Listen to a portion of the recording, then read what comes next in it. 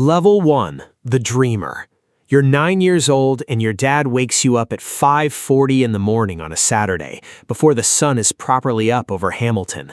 He's got 2 rods leaning against the boot of the car, an old Alvey reel that belonged to your grandfather, and a plastic bucket with 3 sad-looking worms and damp newspaper. You drive 15 minutes to Hammond Park on the Waikato River, park next to a rugby field, and walk down the bank through wet grass to a stretch of water that looks brown and slow and completely unremarkable to you. Your dad ties on a small hook, pinches a worm onto it, and casts into a back eddy near the old transformer station. He hands you the rod and tells you to watch the tip. You don't understand what you're watching for. 20 minutes pass, your arms are cold. You're about to ask to go home when the rod tip dips, once, twice, and your dad grabs your hands over the rod and says, "Now, lift it now." You do, something pulls back.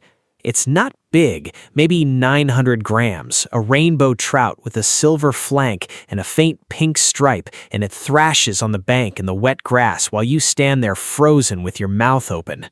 Your dad is laughing. You've never seen anything alive fight that hard for its life, and something about that fight goes into you and doesn't come back out. You ask if you can come back next Saturday. He says if you're up at 5:40 again, yes. On the drive home, he tells you about a long fin eel he once saw come up out of that same back eddy, as thick as his leg, and you spend the rest of the week half convinced it's still down there watching you. You don't sleep well the Friday before your second trip. Whispers, that's how you know something has already changed in you, even if you can't name it yet. Energetic. Level 2, the junior license holder. You're 12 and you've got your own Fish and Game junior license taped inside an exercise book. Proud, because back then, junior licenses were free and you weren't going to lose the only official document you'd ever been issued. You know the Waikato River season rules now, more or less, and you know that winter is actually the better time to fish it because the algae dies back and the water runs clear instead of soupy green. You've upgraded from worms to a small silver spinner your uncle gave you, and you've learned, through weeks of catching nothing, that you have to cast upstream and let it swing, rather than just chuck it in and reel it straight back. You start riding your bike to the river alone after school, which your mother is not thrilled about, but she lets it happen because you're always home by dark and you always smell like river mud. Excited, you catch your first fish without adult help that autumn, a brown trout close to 1.5 kilos, and you carry it home on the handlebars wrapped in a plastic bag, absolutely convinced the whole street is watching you walk past like some kind of returning hero. Nobody is watching. You don't care. You clean it yourself for the first time too, badly, nicking the gut sack and having to rinse the fillets 3 times, and your dad tells you that's just part of learning. Everyone guts their first fish wrong. You learn the season dates almost by accident, repeated so often at the tackle shop counter that they stick without you trying.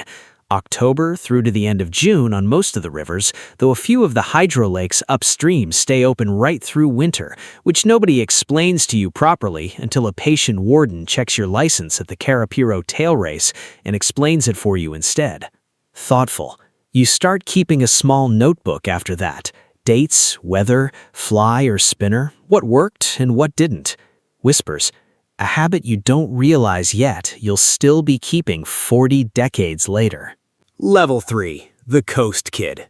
You're 15 and a mate's older brother has a car and a boogie board rack and, more importantly, is willing to drive 4 of you out to Raglan on a Sunday. Waikato Harbour opens up in front of you for the first time, all sandbanks and channels, completely different water to anything you've fished before. You've brought your river gear and it's useless out here.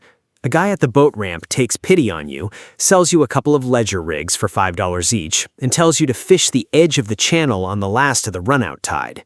You catch a gurnard first, this strange pink armored thing with wing-like fins that you have no idea how to hold without getting spiked. Then, a kahawai smashes the bait and takes drag off a reel that's never had drag taken off it before, and you're genuinely a little scared of how strong it is. You learn that afternoon that Raglan's outer bar, the stretch where the harbor meets the open Tasman, has killed people. That it's not a line on a map you casually cross, and that the locals talk about it the way your school talks about a strict teacher, with real respect and a bit of fear. You don't have a boat yet, so it doesn't apply to you directly, but you file it away. You've caught your first saltwater fish, and you already understand it's a different sport entirely from the river. That same trip, while the tide's dead low, you dig your first tuatu out of the sand near the harbor mouth with your bare toes, feeling for the telltale dimple in the wet sand, and you eat one raw off a mate's dare before anyone tells you that's a genuinely bad idea. You notice the warning signs bolted to the fence posts along the coast road, faded yellow, and you ask the older brother about them.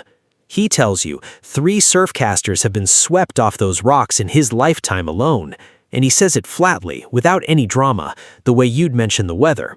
You file that away too, next to the bar, next to everything else you're slowly learning to respect out here rather than just enjoy. Level 4, the boat owner.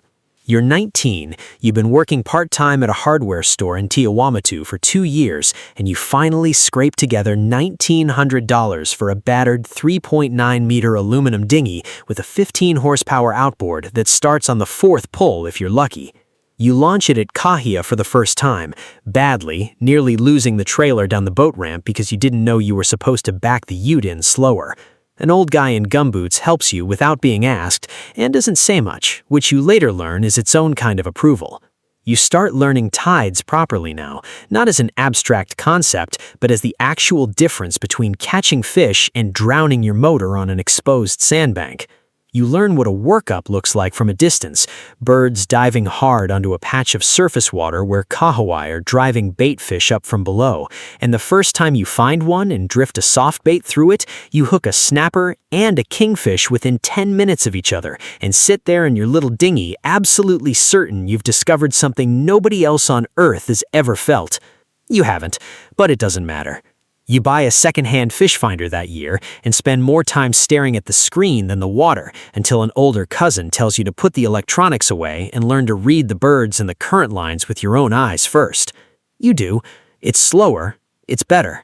You lose your first decent softbait rig that season too, snagged and bitten off by something you never see, and you learn the hard way that summer is when the kingfish move onto the structure in real numbers, not just as occasional visitors. Some Saturdays you catch nothing at all and come home smelling of diesel and salt with an empty chili bin. And those days teach you almost as much as the good ones, mainly patience and the specific discipline of checking the marine forecast the night before instead of just hoping. Level 5, the club member. You're 23 and you join the local sport fishing club because you've realized you're spending your weekends alone on the water and you'd rather be doing it around people who take it as seriously as you do. The club runs month-long competitions, a kawahai month, a snapper month, a gurnard month, where you weigh your best fish in against everyone else's over 4 weeks instead of one chaotic day. You learn the difference between fishing for fun and fishing under pressure, because now there's a leaderboard with your name sitting 6th out of 30, and 6th feels unbearable when you know the guy in 1st is someone you've had a beer with. You properly learned to cross a bar this year, under supervision, someone experienced sitting beside you, explaining how to read the swell sets from behind, how to time the run so you're never side on to a wave, how to abort the crossing entirely if it doesn't look right rather than push through out of stubbornness. You also have your first bad day. Conditions turn faster than the forecast said they would. You take green water over the bow, crossing back into the harbor, and you get back to the ramp, shaking, soaked, and quieter than usual for a week. Nobody at the club laughs at you for it. Half of them have a version of the same story. That's when you understand the culture properly, that respect out here isn't given for the fish you land, it's given for how honestly you talk about the days you nearly didn't make it back. By the end of that first full season in the club, you finished mid-table in the Kawahai month and a disappointing 20th in the Snapper month. But you've also learned to read a burley trail properly, to fish the last hour of light when the bite genuinely turns on, and to stop apologizing to the older members for asking questions, because you've noticed the ones who ask the most questions are usually the ones who improve the fastest. Level 6, the Tournament Angler. You're 27, and the club has put you forward for a regional classic, one of those weekend snapper tournaments with real prize money and a marquee tent and someone announcing weigh-ins over a PA system. You've upgraded to a proper 5.5-meter boat by now, second-hand but sound, with a decent sounder and a kill tank you're actually proud of. Your first tournament you place respectably, but not memorably. Your second, a year later, you find a patch of foul ground nobody else on the leaderboard seems to know about, 30 meters of structure your old cousin once mentioned in passing years earlier, and you pull an 8.4-kilogram snapper off it on the final morning that's good enough for third place overall in your first check with your name on it, $450, which you frame a photocopy of because the actual check got spent on fuel within the week. You start hearing about the legendary fish from these competitions, stories of double-figure snapper landed further north, 12 kilograms and more, numbers that sound almost fictional until you've weighed enough fish yourself to understand just how rare and how real they are. You want one of those fish, not for the money, for the number. Your third season competing, a sponsor puts a small decal of a landscaping company on the side of your boat in exchange for entry fees covered for the year, and it feels like the first proof that this thing you love might one day pay for a small piece of itself. You start noticing the tournament format changing around you too, clubs moving from old-fashioned weigh-ins toward measure and release scoring using an app and a photo mat, a shift some of the older members grumble about and you quietly think is overdue, given how many good breeding fish used to go home in a chili bin for nothing more than bragging rights. Level 7. The Guide. You're 32 and people have started asking you to take them out. Cousins of cousins, guys from work, a couple of overseas tourists staying near Raglan who found you through a mate's recommendation. You realize you actually enjoy this more than fishing for yourself. The moment when someone who's never felt a fish pull back finally connects with one, and you watch their face do exactly what your face did at Hammond Park when you were 9. You start doing it properly, get the paperwork sorted, a small operator certificate, proper safety gear, a second bilge pump you never needed until the day you badly needed it.